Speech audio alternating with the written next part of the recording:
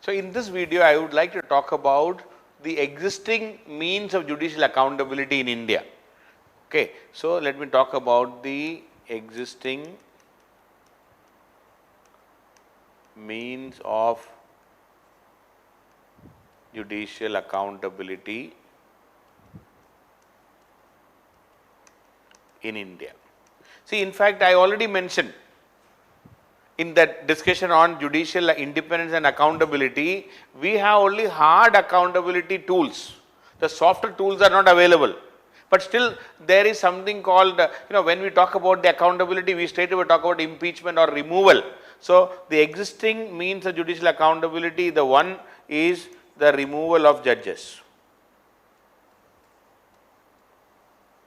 or sometimes the impeachment process we call, okay, the removal of the judges through the parliament. But that is, it has never happened. In the last 70 years of the working of the constitution, we could not remove even a single judge, even though we know that some of the judges are corrupt. So, but there is an in-house mechanism I would like to talk about. So, the removal of the judge process we know, Article 124(4) and 124(5), then the Judges Enquiry Act and the entire process we have seen. But there is something called an in-house mechanism also, even though it is not very effective. In-house mechanism, which is not very effective, but let me just talk about that. So, in fact, as I told you, we have a hard tool, but it is not been used, or we are not able to use it because it is too hard, because we can only talk about removal of a judge. In 1995, how the things have evolved, let me, the in-house mechanism, that is a process I am talking. In 1995, a Bombay High Court Chief Justice at that time, he was forced to resign when reports emerged that he had been paid unjustifiably high amounts by a publisher. A publisher paid him for some book, unjustifiably high amount, and it was seen as a bribe given to the judge in the name of publishing a book. And a public interest litigation was taken up in the Supreme Court, and the Supreme Court at that time talked about an in-house peer review procedure. So, in 1995, after the resignation of the Chief Justice of Bombay High Court, we talked about an in-house peer review, in-house peer review procedure.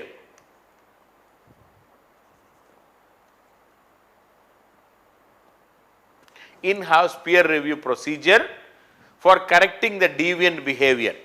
So, that is what, and some in-house mechanism to impose some minor measures and punishment also, it talked about in 1995, after the Chief Justice of Bombay High Court resigned.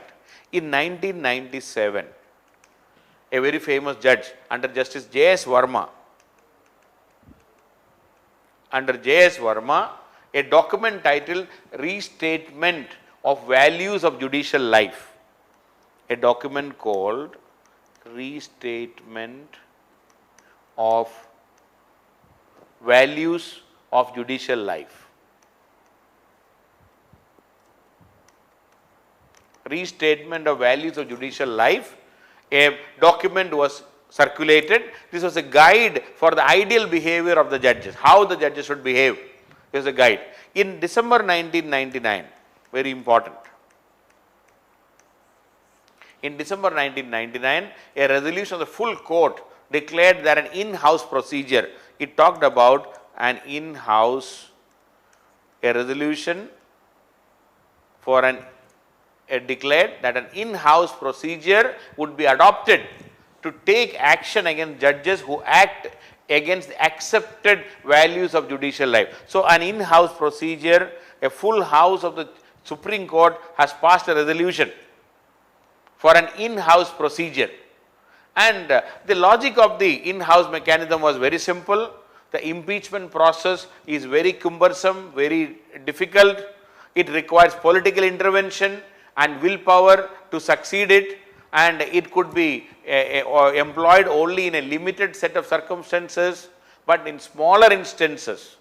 See, that is what I was already discussing in the other video also. In smaller instances, demanded disciplinary action, and there should be a mechanism to have some disciplinary action against the judges. So they talked about an in-house procedure. Now what is that in-house procedure? Let me talk about that. So according to this in-house procedure adopted in 1999, December 1999, if a complaint is made against a judge, if a complaint against a judge, then the Chief Justice of that High Court, I am talking about the High Courts, the Chief Justice of that High Court can decide whether it is a serious case or not. So any complaint comes against a judge, it will go to the Chief Justice of the High Court, and the Chief Justice will decide whether it is a serious case or not. If it is not, that is the end of the allegation, it is the end of the complaint.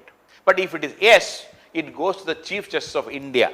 So the Chief Justice of the High Court will pass on this to Chief Justice of India and for further action. And the Chief Justice of, if a case is against a judge in the Supreme Court, matter will automatically come to the Chief Justice of India. Then the Chief Justice of India will appoint a 3-member committee of judges to look into the allegation. Okay. So a complaint came to the Chief Justice of the High Court. If it is a serious matter, it is forwarded to Chief Justice of India. Chief Justice of India will appoint a 3-member committee of either High Court or Supreme Court judges to examine the complaint, and this judge in question is given a right to appear. Okay. Before the 3-member, the judge is given a right to appear and defend. The judge is given the right to appear and defend his case, but no lawyer, no witness, nothing. If the allegations are serious, the committee may recommend initiating proceedings for the removal. If the committee finds allegations true, it may recommend for removal. Recommend for removal, although the committee or the CJI themselves cannot